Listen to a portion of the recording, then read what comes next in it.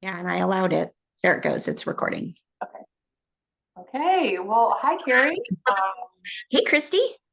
Thanks for meeting today. Just checking in with you, and just wanted to check with you and see what's going on. What's coming up for you today? Yeah, it's been a really crazy week or two at work. And, we've talked before in other coaching sessions just kind of about some of the crazy making that I've been dealing with. But I have one particular situation that I really want to talk through today. And that's just something I have to make a decision about with regard to, do I want to address something with the president of our company or not? Mm. So as you know, our company was sold to a Fortune 100 company, and we have three executives. We have our CEO, our president, our COO. And our CEO we've talked about, and he's the visionary. And we haven't really talked about our president, who was one of the two people that owned the company together. He owned 15% of the company when they sold it. And he runs the company's internal coaching program.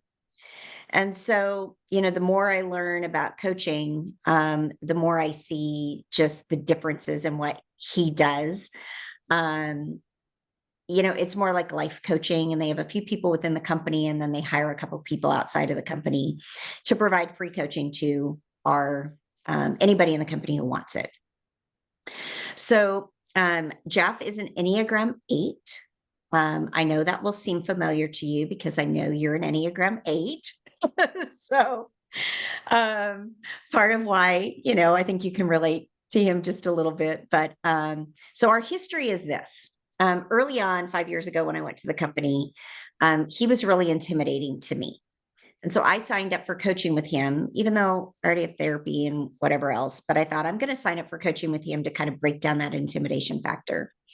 So I coached with him for a couple of years. And then when my role was growing and I was talking to another executive coach that I had met 10 years prior, I decided to switch from coaching with him to actually coaching with this executive coach who had a little more breadth of experience. And also, he was like one of my direct bosses now. And I just felt like it just felt weird. So I fired him as my coach. So I think that was hard for him, but we got over it. It was fine. And so over the course of the last few years now, he and I've kind of worked together in a different role. So recently in an executive meeting, I said something that I think ruffled his feathers.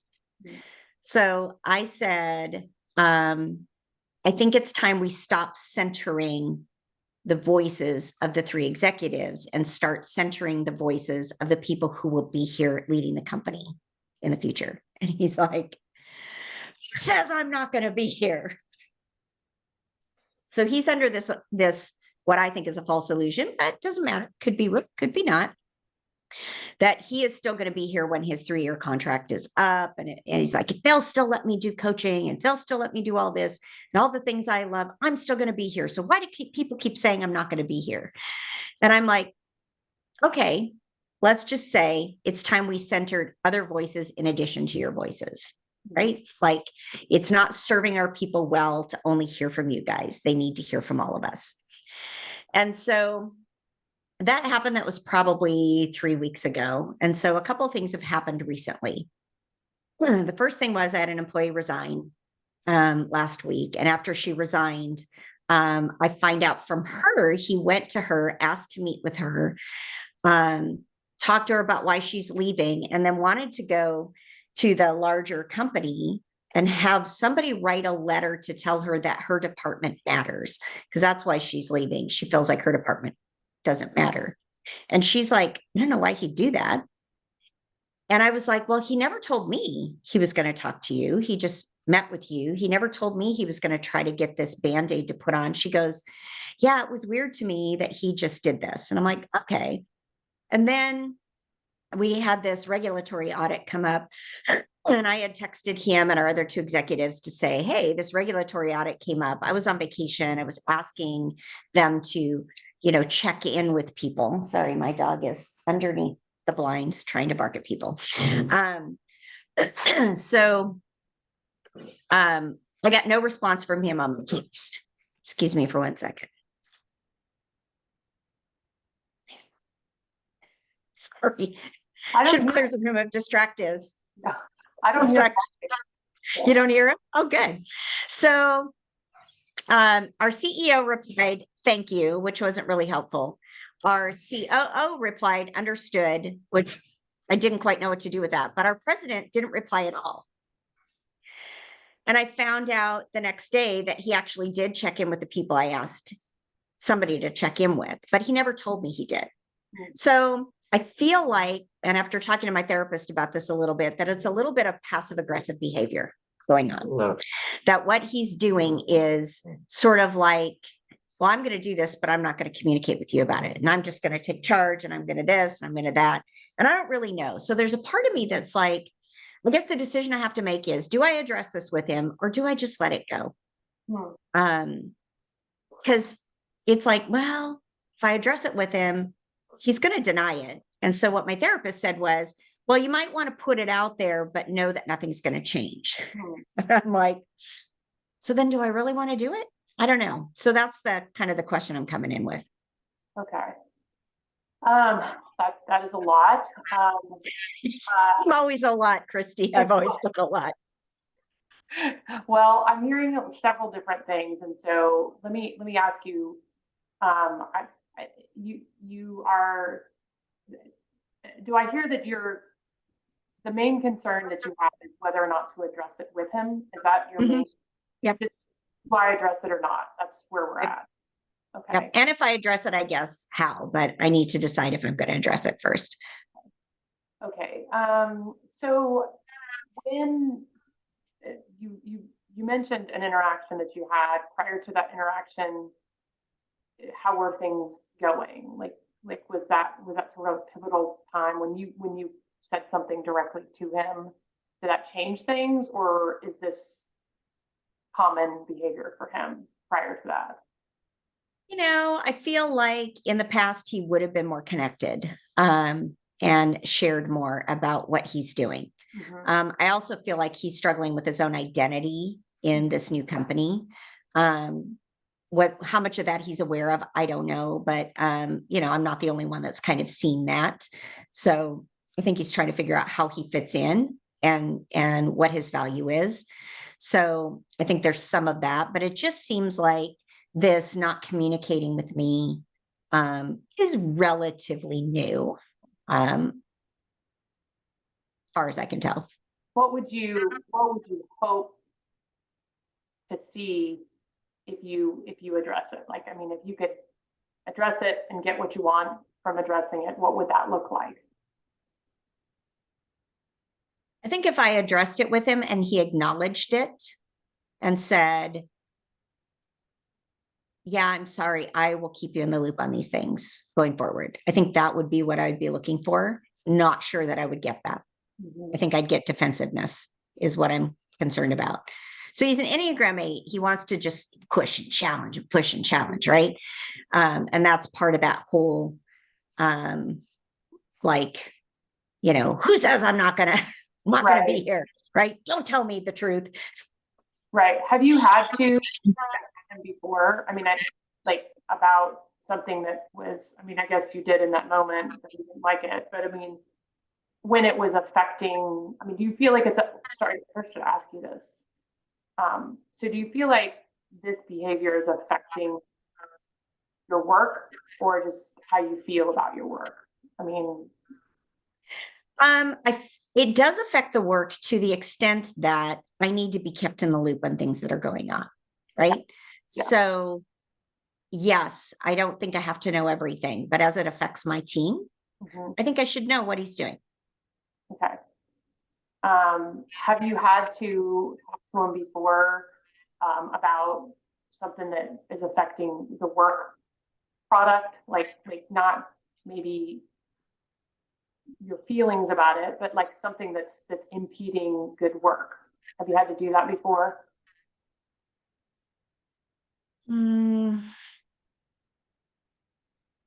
I don't think so. I don't think we really have had any kind of like, yeah, I need this from you or whatever. I don't think so.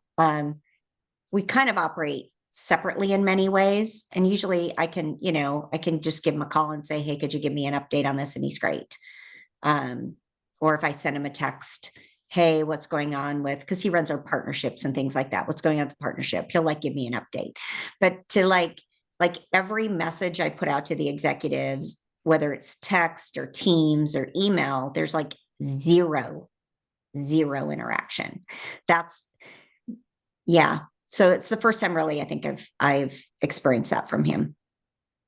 Have you gone just directly to him, or is that response is zero when you're coaching all of them? It's mostly going to all of them because they all need to know, right? And they're all a part of it. So, our CEO, I just know he doesn't read his email. He doesn't read stuff. So I know I have to go to him and say, hello, did you read this email? With Jeff, I haven't had to do that. So, and maybe I'm going to have to just change the way I interact with him. I don't know. Well, can you envision changing the way you interact? What do you mean by that? Maybe I just have to say, hey, did you read this? And could you reply, or could you give me an update? And maybe I have to get more confrontive with him. I mean, back to the Enneagram 8 thing, I think they like directness and confrontation or whatever else, even though kind of when I say something a little confrontive, like I did, he, loses it a little bit. But yeah, maybe, I don't know. I kind of wonder how he'd respond to me just kind of calling him out a little bit. Yeah, I'm curious, like run that down in your mind just based on, asking, like you were saying, just, hey, give me an update. Like, how do you think he would respond to that? I think if it were, and just give me an update on what's happening on such and such partnerships, he'd be like, this and this and this is happening. Mm-hmm. I think where I'm struggling is for me to say to him, I feel like you left me out of the loop on these couple of things, and it would be really helpful to me to be in the loop on these things as affects my team. I think he might get a little defensive about it. Mm-hmm. And so I'm just not sure it's worth it. Yeah. But on the other hand, I'm sort of like, but these are things that affect my team. And I think I kind of should know about them. So I don't know. Part of me, does it empower him to keep doing what he's doing? If I don't address it, and does it create, our team is already getting fractured. Like our executive team's really fractured. And so I'm sort of like, if I just blow this off, I'm just contributing to the fracturing is part of how I'm looking at it. The other part of it is what's my own ability to live in the discomfort if he just blows me off and gets defensive. Yeah. So tell me of those two things. I think like of those two things, what do you think is most important to like dig into? Because as far as, you want to know whether or not to have the conversation, but one of those two things, whether it's concern for your own ability or whether or not it's affecting the work product and you're essentially contributing to the overall demise, like which one do you think is, they're a little bit opposite each other, but they're both really important. Is one of those more important to you to resolve? I think if I'm putting my big girl panties on, right, that I'm seeing a fracturing of the team. And so potentially my responsibility to re-engage and say, this wasn't okay. Mm-hmm. Or even just, hey, could you in the future?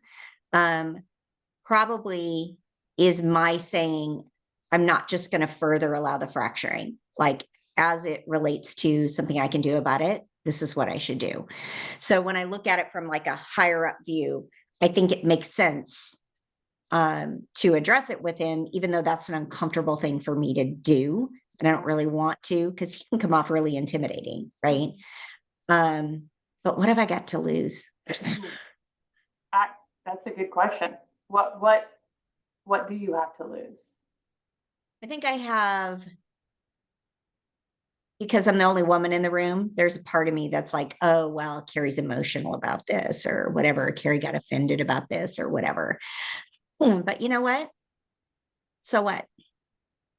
So tell me So more what? about that, especially with how you're thinking of approaching it with him. If it's emotional versus just factual or just direct. Yeah, I think there's always a temptation that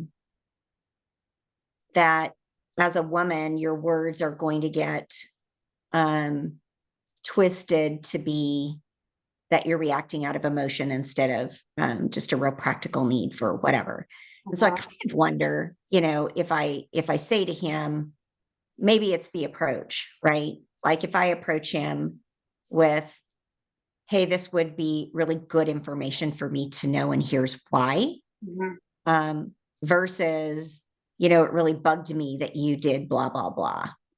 And so that might be, like the difference there, because, like our CEO comes to me on Monday with something and says, don't get emotional about this. That's how he prefaces. And it's like, that's a really sexist remark, dude. Mm-hmm. Like, would you say that to a guy? Just asking.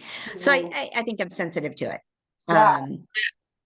And so maybe it's like the approach and taking a real pragmatic approach. And maybe, asking your opinion, Enneagram 8 to Enneagram 8, do they prefer the um, just direct approach, an emotional approach, or, do they want to hear the why this bugged me that you did this? Sorry, I've got gnats flying around from a plant over here. Yeah. Moving into the opinion is based on, it's mostly about work and productivity. So if it relates to that, it seems relevant. It's about feelings. It's like that doesn't, and if it affects the work product, and I just need to know clearly what you would prefer done so that we can work better. I I would be more open to that and less chance of discounting it personally. So like, he went to this person that's quitting and he's trying to get, some letter from the bigger company telling her that her department's valued. It's like, that makes no difference. It's not going to change your mind. It makes no difference to the overall thing. But what would help me to know he was doing that is that could we collaborate together on how Rebecca's feeling as she's leaving the company? Yeah. Right. Yeah. And if this is what you think is going to help her feel better, it would just be helpful for me to know. So we're a team together on how we're dealing with this, not two silos trying to manage the situation. Yeah. Yeah. Okay. That's helpful. Yeah. Um, yeah. And how do you think he would want to be approached? Like, we're kind of going around this, but I'm just curious if you just flip it around and have you seen him receive feedback well versus be confrontative?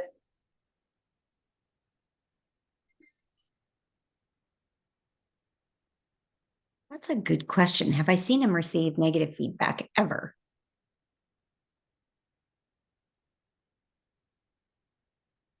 I think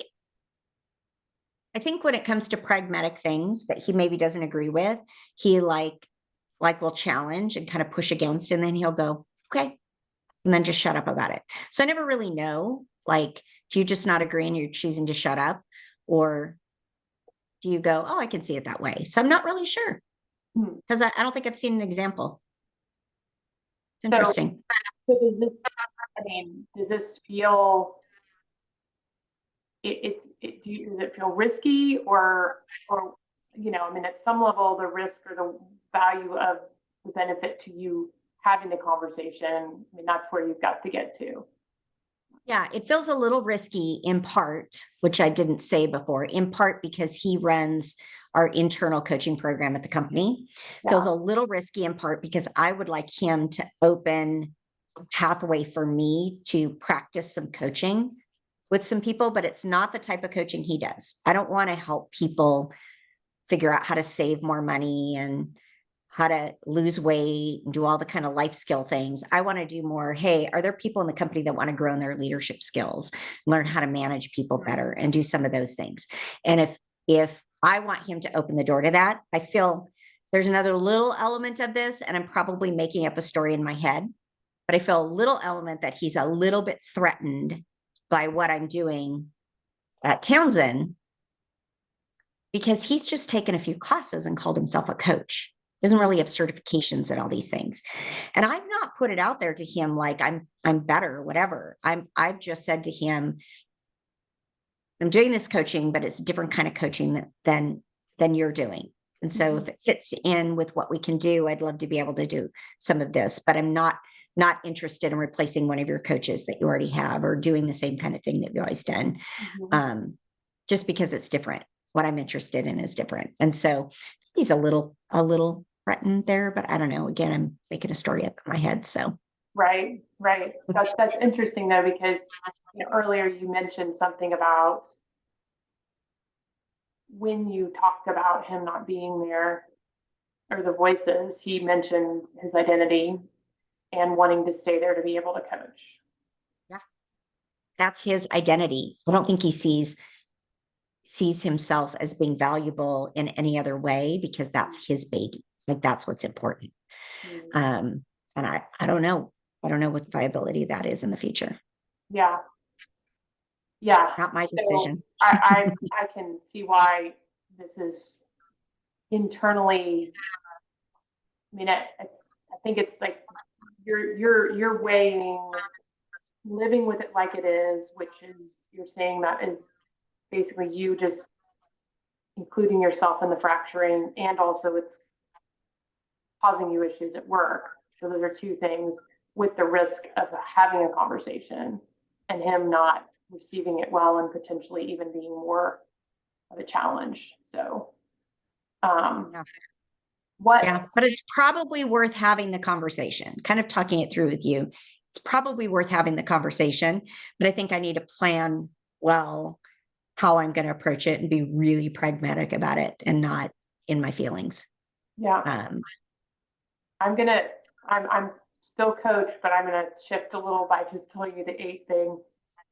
8s that aren't really aware of themselves, especially what sounds like he's a little bit more extroverted 8, and maybe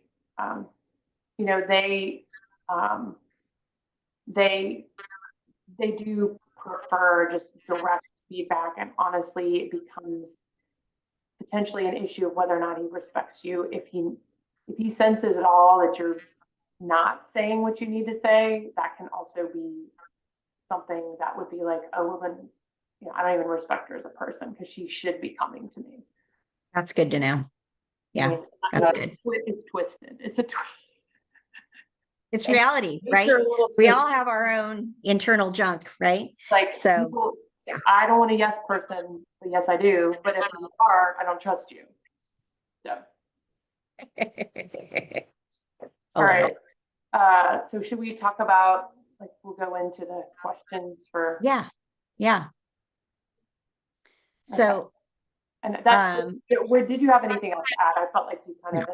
Okay. Yeah, I think that's good. It kind of helped me figure out that, it's worthwhile doing this, but I think the way in which I do it is what's important about it.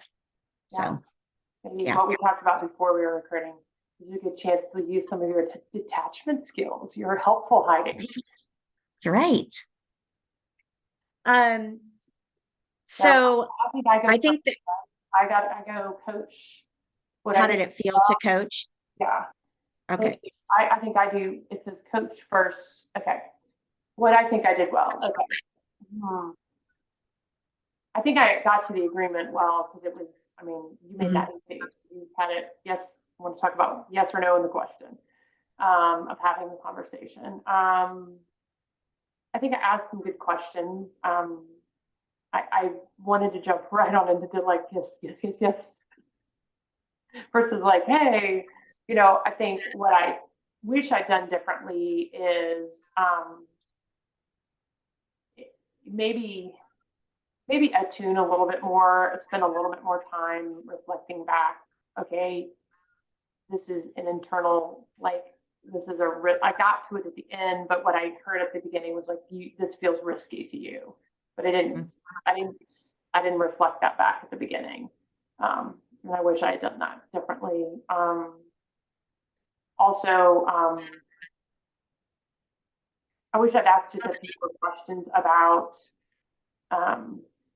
interactions you've seen him have with other people. You know, because so that, I mean, not because I need to know, but for you to be, you know, that helps you think about what works best when you think about that. What I think it was like to be coached by me. I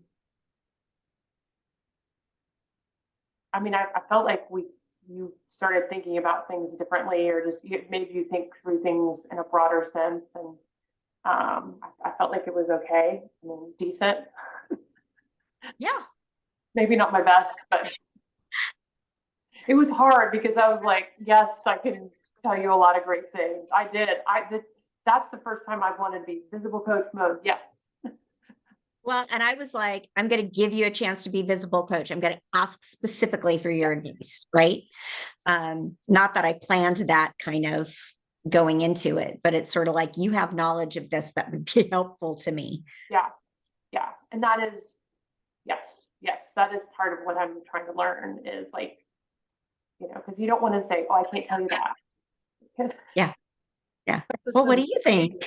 What do you think an Enneagram 8 would think? Well, I'm asking you because you are one. This might be the yeah, we'll see how this goes. Patty, forgive us, forgive me. All right, you are asked, okay, what do you think I did well? So I think you asked good questions. You were clarifying and just kind of talking through that whole, like, well, how has he been in other situations with you, or how have you seen him accept, those kinds of things are helpful because I have to kind of think back to where have I seen this go bad or not bad or go well, all those things. So I think that was super helpful. I think, and again, we spend time talking before we get into the actual coaching thing. So I think there's a lot of attunement that happens just by nature of our relationship before. Yeah. But I also think that's, if you have a coaching relationship with somebody and you're meeting with them on a regular basis, I think that's part of something you develop. Yeah. Where I don't think it's not like just this first like meeting and I have to really attune to this person. You already know they're attuned to you and what you're going through. So I think I feel that going into it. And I gave you the outcome. So the coaching agreement, I think, was the easy part. Yes. And as far as like evident, emergent, whatever coaching, yeah. It's hard for me. I find that a little distracting to think about. Mm-hmm. Yeah. Yeah. It's sort of like I needed a visible coaching moment and you gave that to me. And I feel like I can't imagine coaching someone and when they ask you specifically and you have the ability to just answer into that question, not like I'm going to tell you whether or not you should have this conversation, but here's how I experience the world through the lens of an Enneagram 8 was helpful to me. Right. So yeah, I think that was good. I didn't need you just to keep asking me questions to lead me in a direction as much as I needed some of your expertise. And that was helpful. Was there anything you wish I had done differently? No, I would say, one of the things I kind of had in my mind was what Patty had talked about in class on Tuesday about like asking your question and letting the question sit out there rather than like compounding the questions. So I think you compounded questions a little bit, but part of that is getting your head around like, what question am I really asking here? And I feel like that's got to be a skill that we're going to learn over time because that's hard for me too. Yep. I did notice that too. And I should have said that. I did feel like I was like talking. What is it? Why are you still talking? A waste. Yeah. Yeah. Yeah. Good. Thank you for reminding me of that. Because yes, I mean, I'd already forgotten that I did it, but I've heard myself So, yep. All right, I'm gonna hit, let's I had a see. barking dog again. Okay, I'm gonna stop recording. Okay.